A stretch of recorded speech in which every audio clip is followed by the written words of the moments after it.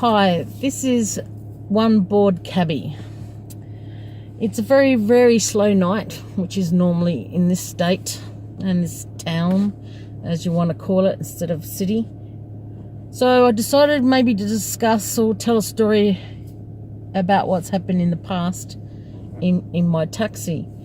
And the one I can think of is what happened a couple of months ago, and some of the drivers thought it was funny, and one driver wanted to buy off at me because he thought it was hilarious. Trust me, I did not think it was hilarious at the time. Anyway, I was sitting at one of the ranks, not this rank I'm in now, another one. And this lady opens the back door and she says, "Can you go to Bridgewater?" And I said, "Yeah, sure, no worries." She walks off. I thought, oh, okay. I thought she's probably going to get somebody, or she's changed her mind. People do that. Next minute, she puts this guy in the back of the cab, and he had a few bottles, and I hear it clunking. She closed the door, and I thought maybe she'll walk around the cab. Nope, she didn't. I said to him, "Are you on your own?" He goes, "Yes, I want to go to Bridgewater." I said, "Oh, okay." And then he goes, "You're not going to rip me off?" I said, "No, fine." I said, realising he was intoxicated and he had an English accent, and I said, "What's your address, mate? I'll put it into my GPS and then we can go." And he goes, 35 such and such, Bridgewater. I said, "Okay, cool." And as we're driving off, he decides to fall asleep, which some intoxicated people do. I get to his house eventually, number 35 such and such, Bridgewater, but I had already turned the meter off at $45, only because I was trying to find his house in the dark. And for people who know Bridgewater in SA, it's a very hilly area, and some roads are very, very narrow, and some houses are on a hill and some houses are what I call in a ditch, deep down bottom of a hill. Anyway, the house I was looking at, I couldn't see it because he just had a loader box on top of the street. It's a very narrow street and had 35 on it. So I tried to wake him up. After a few minutes, he woke up and he goes, "Oh, how much?" And I thought, here we go. I said, "Such and such." "Oh, you didn't rip me off?" I said, "Well, I don't think so, mate. I turned the meter off beforehand." He says, "Where are we?" I said, "At your house, like you said." He goes, "This is not my house." I said, "You said 35 such and such." I thought, oh my God, here we go. He goes, "Oh no, I'm 37. Oh, I rolled my eyes and moved up one house. And he said, "This is it." I couldn't even see it because it's pitch black. It's freezing outside. Had just been finished raining. Of course, it's winter here at the time. And he took forever to pay me. He had a British wallet. I was laughing because it had a British flag on it. I thought, some people really love their country, so why are they here? But hey, I wasn't going to argue the point. I just thought it was funny. Anyway, I'm not racist, but I'm just saying it was funny to me. Anyway, I finally got him to pay and getting out the cab, and I said, "Be careful. When you get out, don't drop your bottles, da-da-da." He said, "I'm fine." Anyway, I decided to wait until he walks to his house.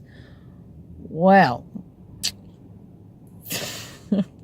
I have never in my entire life, not even in a diving competition, seen somebody do a back dive down a hill in darkness. A perfect 10 back dive this guy did. And I thought, holy crap. And then I heard the bottle smash. Then I heard a little bit of moaning. And I thought, holy shit, I can't leave him here because it's pitch black. It's midnight. And it's freezing outside, and it's just been finished raining. And I thought, he's going to die. And I got out of my cab. I left my phone behind, which was probably stupid at the time. And I looked down this hill. I couldn't see more than 2 inches in front of me. And I thought, oh, holy shit. I didn't have proper shoes on. I'm trying to go down this hill and feel for him because I can't hear him now. I found his bottles. I'm amazed I didn't cut my hands. I could tell they were broken. And then I was sliding a little bit down the hill because it was wet.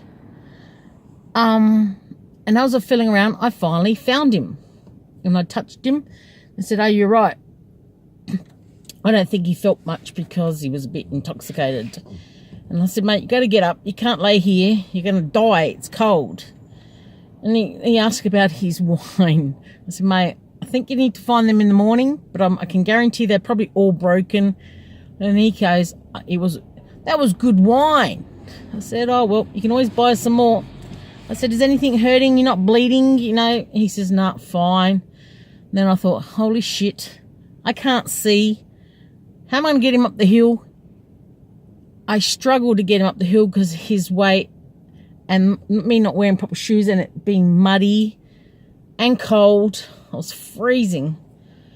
Anyway, I got him on top of the hill and I said, "All right, mate, where's your driveway?" I finally found his driveway. He had a little bit of cement, but some of it was muddy. Anyway, we're walking down the hill trying to hold him up because you know what drunk people are like. They're all over the place. He's going side to side and really trying to hang on to him. We walk down towards his house and then we get into his front door and it's still pitch black, by the way. He gets his keys out after a few seconds or so. It just feels like eternity. And he's trying to get into the hole, which I couldn't see. He probably could barely see or not really see at all because he's drunk. And I said to him, "Oh, got any light? Have you got your mobile phone on you so we can turn the light on?" I didn't bring mine. He goes, "No light, no light." After a minute or so, I said, "Look, give me the keys, mate. Let me try." Anyway, I was trying to find the lock. And then I said, "Hey, mate, I need some light here." He goes, "I got no light." I said, "Not even a mobile phone?" He goes, "No."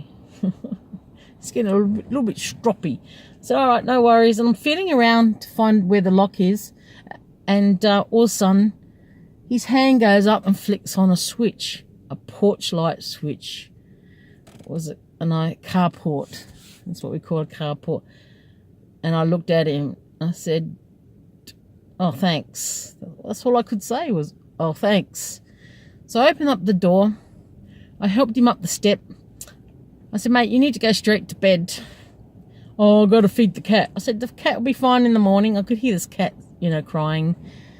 I said, "Just go to your bed and you can feed the cat in the morning." Anyway, as he walked in, I said, "Look, I'll lock the door behind you. You just, go for it." Anyway, as he's walking off, I was about to lock the door. You know how you lock it on the inside, then pull it shut. Just a centimetre off from closing it, I hear this bang crash. And I go, "Oh my God." So I flicked the kitchen light on, which was by the door, and there he was on the floor.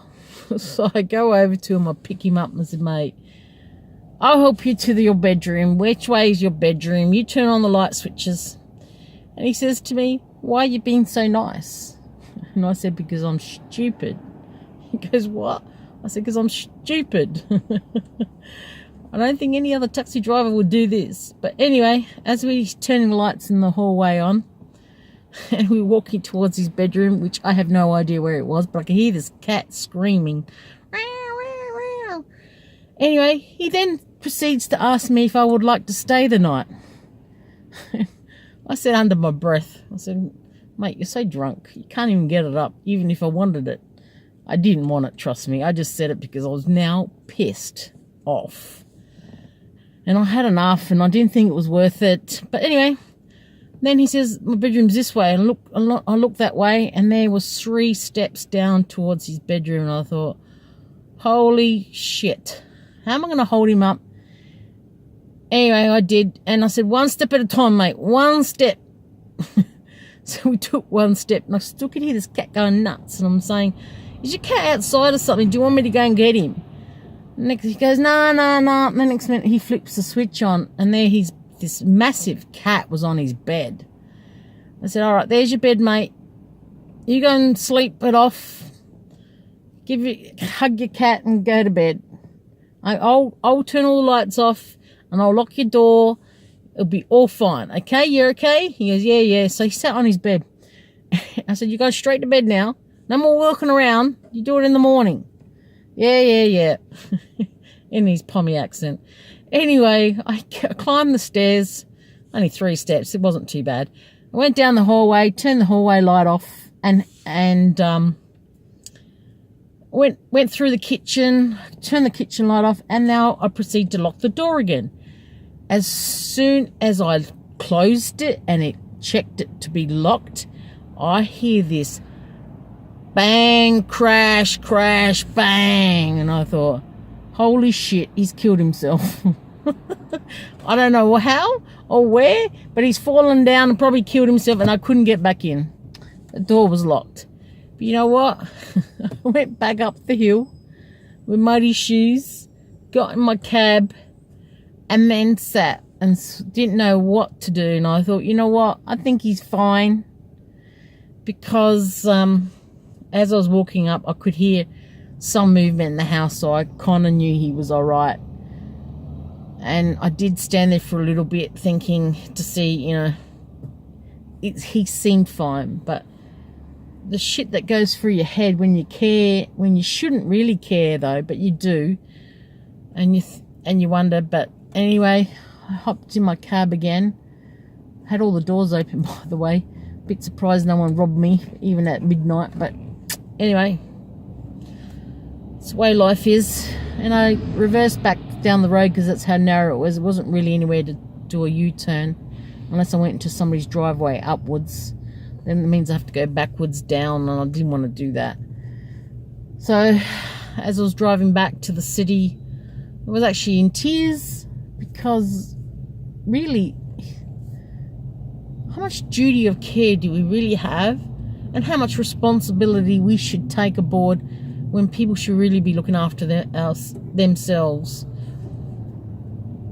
It really wasn't a good night to a point. I did worry about him, and then after that I couldn't do any more jobs. I went to what they call a pub, but it's really, I don't drink, so I didn't go there to drink. I just know a couple of taxi drivers go there after midnight and talk. So I was telling the barman and barmaid the story, and they were laughing so much. A couple of the taxi drivers were listening, and I said it wasn't funny at the time, but I can kind of laugh about it now. But I still feel bad for him. I just don't know anymore what I should do.